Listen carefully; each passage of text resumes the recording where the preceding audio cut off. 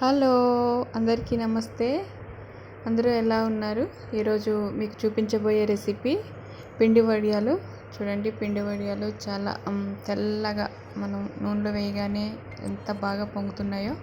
ఈ రెసిపీ చేయడానికి ఏం కావాలో చెప్పేస్తాను చూడండి. ఇక్కడ వాటర్ 14 గ్లాసులు వాటర్ తీసుకున్నాను ఈ గిన్నెలోకి. అలాగే 2 టేబుల్ స్పూన్ల సాల్ట్, అలాగే 2 టేబుల్ స్పూన్ల జీలకర్ర వేసుకోవాలి. అలాగే సగ్గుబియ్యము ఒక 3 టేబుల్ స్పూన్ల వరకు సగ్గుబియ్యం కూడా వేసుకొని మొత్తం వాటర్ అంతా పొంగనివ్వాలి. ఇక్కడ పచ్చిమిర్చి ఒక 15 తీసుకొని సన్నగా తరుక్కొని అవి కూడా వాటర్లో వేసి పొంగనివ్వాలి. మనం ఏ గ్లాస్తో అయితే వాటర్ వేసామో అదే గ్లాస్తో 2 గ్లాసుల వరి పిండి, అదే బియ్యం పిండి మనం వేసుకోవాలి. వేసుకొని 1 గ్లాస్ వాటర్ వేసి పిండిని మనము తడిపి పెట్టుకోవాలి. చూడండి, ఈ విధంగా కలుపుకోవాలి. మనకి పిండి టైట్గా కనుక ఉంటే కనుక ఇంకొక హాఫ్ గ్లాస్ వాటర్ వేసి మీకు పలుచగా అయ్యే విధంగా, మరీ పలుచగా కాదు, పలుచగా అయ్యే విధంగా కలిపి తడిపి పెట్టుకోండి. 2 గ్లాసుల బియ్యం పిండికి మనం 1 గ్లాసు వాటర్ వేసి కలిపాము. అలాగే ఎసరు మనము 14 గ్లాసులు వాటర్ వేసి మనము ఎసరు పెట్టి పొంగనివ్వాలి.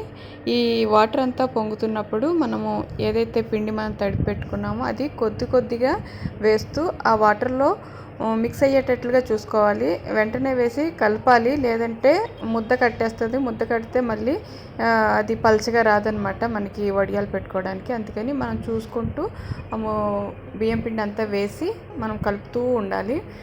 ఎక్కడ ఉండకట్టకుండా అలా కలుపుతూ ఉంటే పిండి మనకి చిక్కబడుతుంది. గరిటితో కలుపుతూ పిండి అంతా బాగా ఉడికే విధంగా చూసుకోవాలి. పిండి దగ్గరగా వచ్చిందని దింపకూడదు. కొద్దిగా వాటర్ వేసి ఇంకా దాన్ని మంచిగా ఉడకనివ్వాలన్నమాట. ఉడికితేనే మనకి వడియాలు పెట్టినప్పుడు అవి పగలకుండా వస్తాయి. లేదంటే పిండి ఉడకపోతే అది వడియాలు అనేవి మనం షీట్ మీద కానీ ఆ క్లాత్ మీద కానీ పెట్టినప్పుడు అవి పగులు వస్తుంది అన్నమాట, రౌండ్గా రాదు. తర్వాత మనము ఆయిల్లో వేసి వేయించినప్పుడు కూడా అవి పొంగవన్నమాట. అయితే ఏదైతే మనము పిండిని బాగా ఉడికి పెట్టిన తర్వాత చిక్కగా అనిపిస్తుంటే కనుక ఇంకొక గ్లాసు వాటర్ వేసుకొని మనము చూడండి ఈ కన్సిస్టెన్సీలో వచ్చే విధంగా బాగా ఉడకనివ్వాలి. ఈ ఉడికిన పిండి అంతా కూడా నేను ఒక క్యాన్లోకి ట్రాన్స్ఫర్ చేసుకొని వడియాలు పెట్టడానికి డాబా పైన ఒక కాటన్ క్లాత్ వేసి దానిపైన చూడండి గరిటెతో ఈ విధంగా మనము మొత్తం వడియాలన్నీ పెట్టుకోవాలి. ఒక 2 ఉంటే కనుక మనము త్వరగా పెట్టేసుకోవచ్చు. కొద్దిగా మనము ఒకే లైన్లో వేసుకుంటూ వెళ్తే మనకి నీట్గా వస్తాయి. చూడండి, ఈ విధంగా వేసుకొని కావాలంటే కొద్దిగా స్ప్రెడ్ చేసుకోవచ్చు. పిండి చిక్కగా అవుతుంది అని మీకు అనిపిస్తే కనుక, మనం పెడుతున్నప్పుడు పిండి చిక్కగా అవుతుంది అనిపిస్తే కనుక ఒక వేడి నీళ్ళు కూడా మీరు పక్కన పెట్టుకొని కొద్దిగా పిండిలో మిక్స్ చేసుకొని మొత్తం వడియాలన్నీ కూడా పెట్టుకోవచ్చు. ఎండ అయితే చాలా వేడిగా ఉంది, పైన పెట్టలేకపోతున్నాము. అయితే మొత్తానికి వడియాలు అయితే పెట్టేసాము.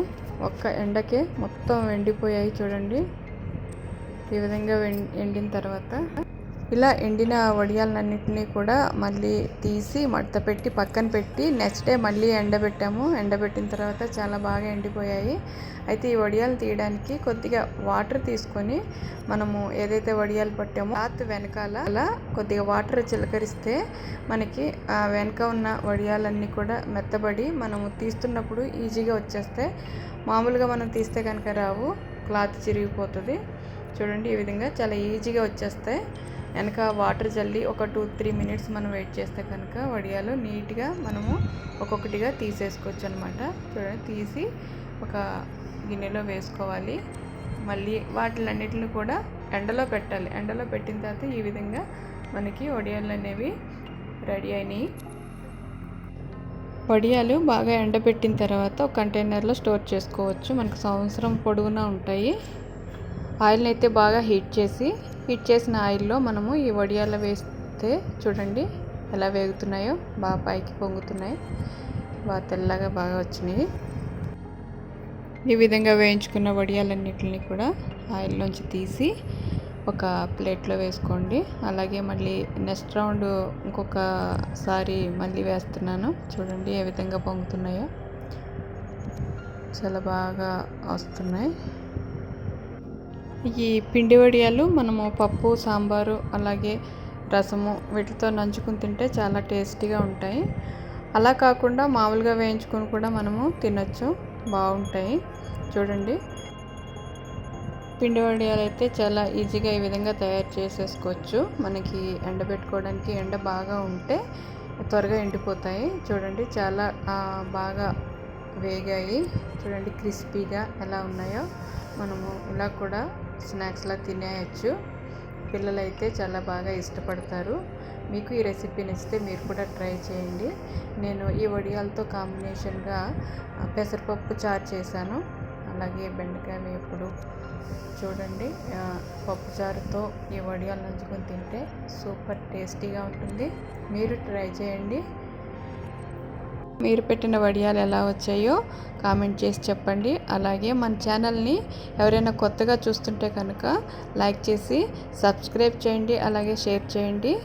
బాయ్. మళ్ళీ మరొక వీడియోతో కలుద్దాం.